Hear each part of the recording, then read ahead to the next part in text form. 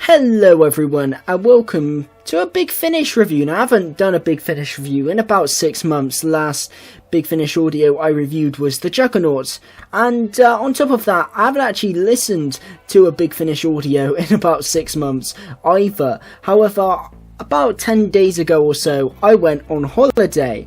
It was a bit of a tour across the country. I went to Weymouth, then Bournemouth, the Isle of Wight, and Wiltshire, with a little stop off at Stonehenge towards the end as well. Hello, Stonehenge! It was a great trip. However, there were lots of long journeys in between getting to places, and most of the places we were staying didn't have Wi-Fi.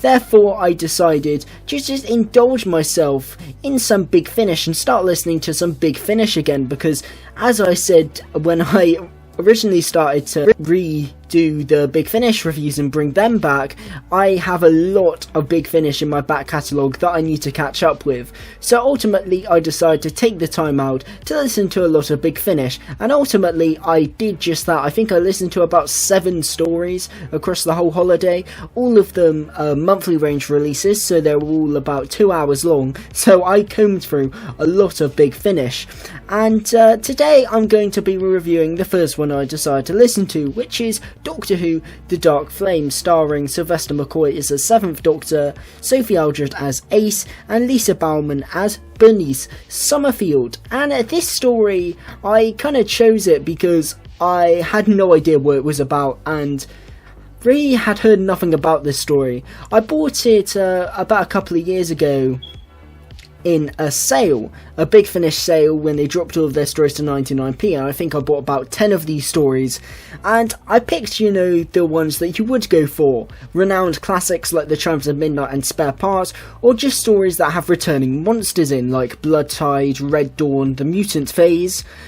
But this one I picked as a bit of an outlier because I had heard nothing about this story at all, so I like that idea of going into the unknown, and also it has a tremendous cover.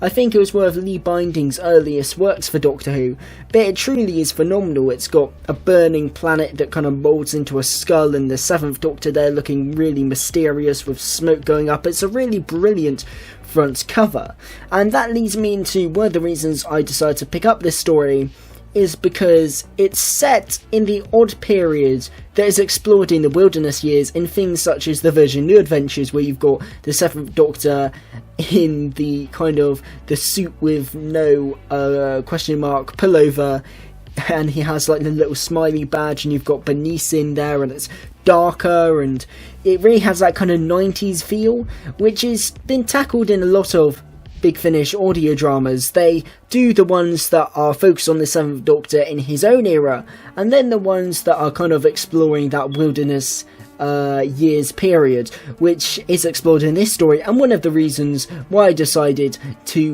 not only buy it but listen to it this time around. And while I haven't really heard much about this story, I can safely say that I did thoroughly enjoy myself. Now, I can understand why no one speaks about this story. It's not particularly remarkable, and it certainly has its issues, but for what it is, I found myself really enjoying this story. So the story starts off with the Doctor and Ace going to the research facility of Orbos to pick up Bernice Summerfield, who's just kind of been chilling there for a bit. So they're going over there, and on Orbos, the place where Bernice is also the Doctor's old friend Remnex, who he is very much looking forward to catching up with. But on their way there, they get a weird time disturbance in the TARDIS. A future version of Remnex just bursts himself into the TARDIS at the moment of his death, so it's like a vision of him dying, and you can see loads of black flames. And yeah, that's all rather odd. So the Doctor and Ace get to Orbos, they find Bernice, but the person she was meeting there never actually arrived. But the research facility on Orbos is actually a moon, and the planet Source Alpha is like full of magma, so you'd be burned to life if you went down onto it.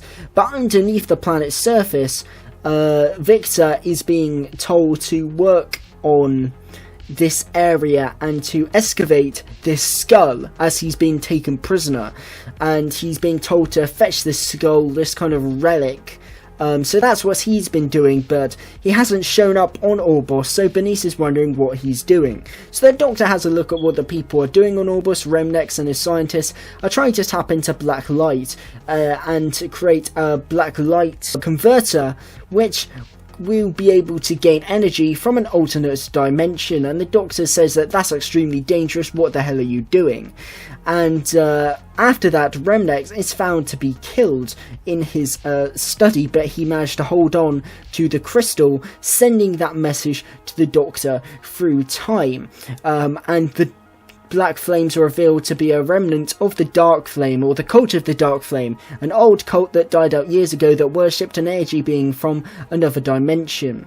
And it's revealed that the other two scientists, Slide and Lomas, are actually both cult members who killed Remnex because he was learning too much. They then kidnap Bernice and go down onto Saurus Alpha, where they take Remnex's body and use the skull to bring Remnex back to life. But it's not Remnex, it is ultimately Vilas Krall, the old leader of the cult of the Dark Flame, who had certain connections with the being from another universe. Now the cult plans to use the black light converter to access the alternate dimension to bring the Dark Flame through and to destroy all of the planets, but ultimately the Doctor has other ideas and manages to stop Vilas Krall and the cult from destroying the entire universe, with the help of Bernice and Ace, of course. Now, this story may seem a bit generic because it involves this evil cult who just kind of wants to destroy the universe. There's not much nuance to the cult of the Dark Flame, which is a bit of a shame, although the monologues that Vilas Krall does give about the Dark Flame being inside you, itching at your bones to come out, and the Dark Flame will flood across the cosmos and destroy it and turn people against each other. It's really good speeches, and it adds a lot of kind of suspense and just general fear factor to a motivation that really isn't that good. But I feel as if the cult, even though it would have been nice for you to get more kind of motivation for them, which I suppose really would have helped give the certain members of the cult, the two scientists, Slide and Lomas, some motivation, although it is revealed that they were just under the spell of Vilas Krall. It would have been nice to perhaps give them some motivation as to why they want to destroy the universe.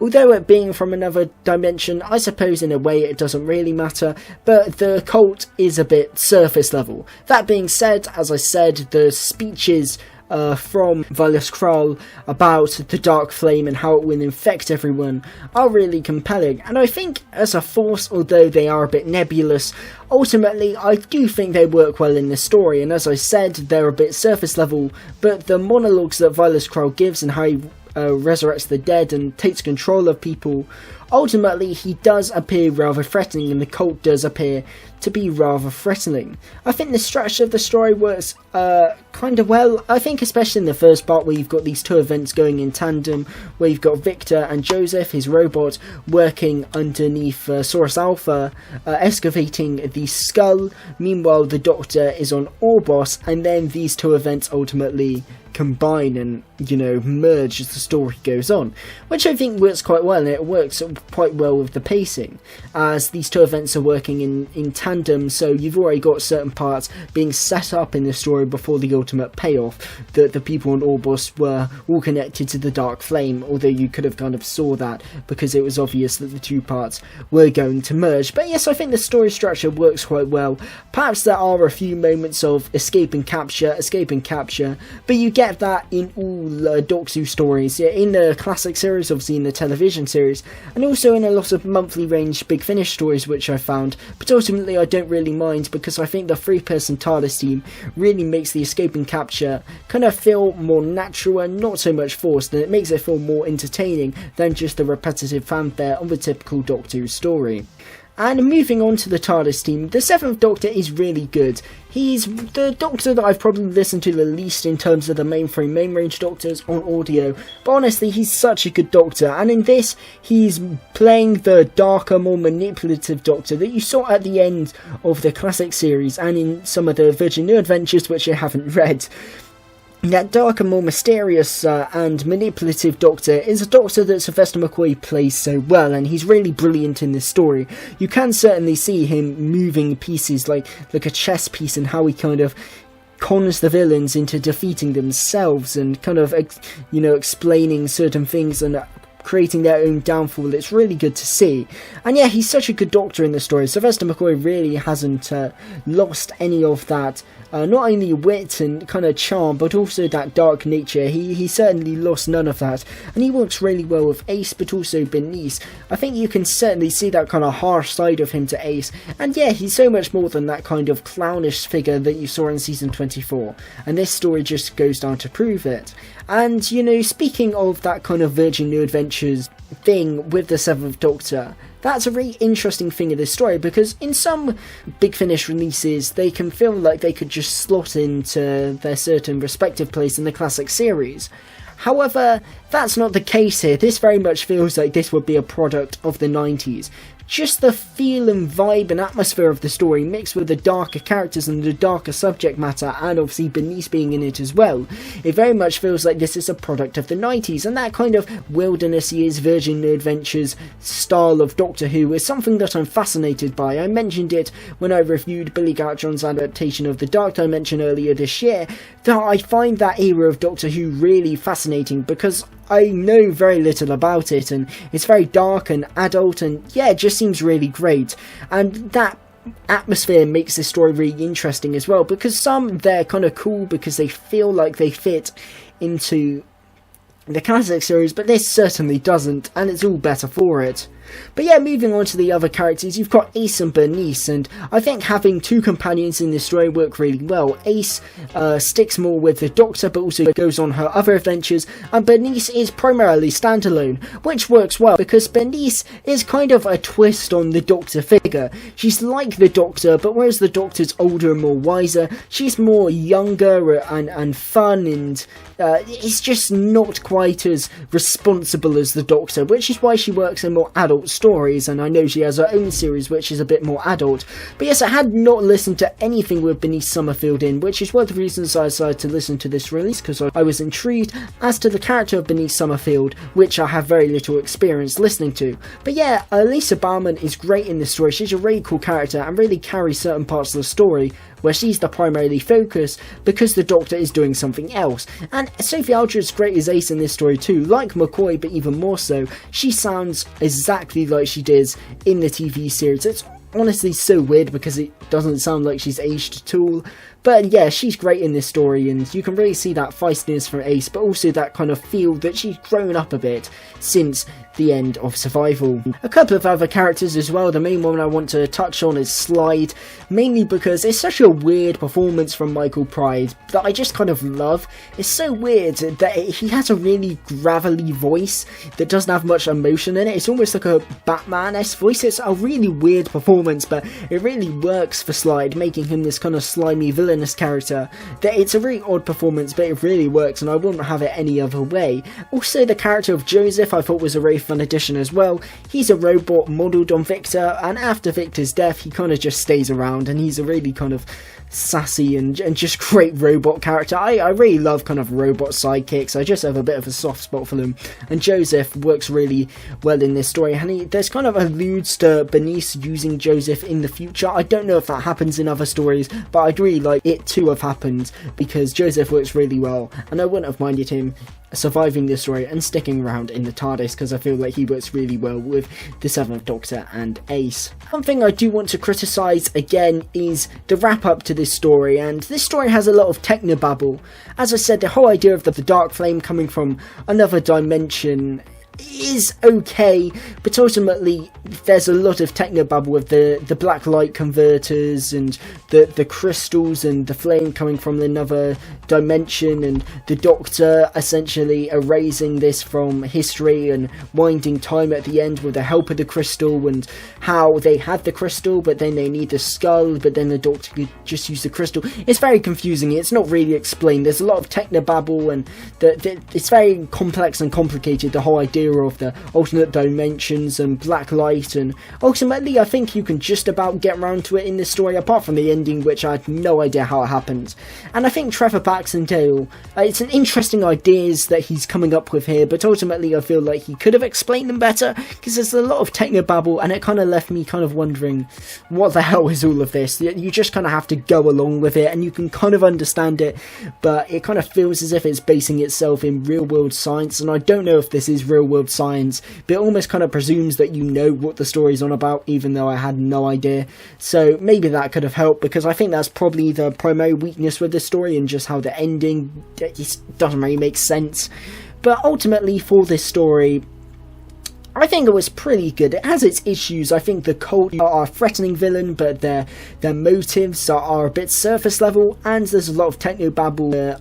Alternate dimension and the black light converter in the ending, it doesn't really make sense, it's not really explained. But apart from that, I just think it's a really solid Doctor Who story with some great characters. I think the main trio really carry this one. Not that the story is bad, but they just really stand out in this story, particularly the 7th Doctor and Bernice Summerfield, who was a thoroughly enjoyable character. And yeah, it was just a really good story with a really interesting darker vibe to it, and one that I just really enjoyed. Speaking about the vibe, before I forget to mention it, one of my favourite things about the story was actually the incidental music from Andy Hardwick. It's probably the best score that I've ever heard in a Big Finish audio. It was so good, and I can't really describe it, but it's just kind of have this real ethereal, just amazing presence that I haven't heard in any other Big Finish story. And yeah, it's really good, so yeah, that's a major plus for the story. The music is amazing. But yeah, this story, I can understand why it's not really mentioned as one of the best, but personally, for what it is, I really enjoyed it. So yes, thank you guys for watching. If you enjoyed this video, leave a like, drop a sub, and hit that notification bell to stay notified for all my latest videos. What did you think of the Dark Flame? Have you heard it? Have you not? Whatever you think about it, drop your thoughts in the comment section below. I'd be really interested to read your thoughts. The next Big Finish audio I'm going to be reviewing is Blood Tide, featuring the 6th Doctor, new companion Evelyn Smythe, and the Silurians, set around Charles Darwin's discovery of evolution on the Galapagos Islands. So I hope you will join me for that review. But yes, without further ado, thank you guys for watching, and of course, a goodbye.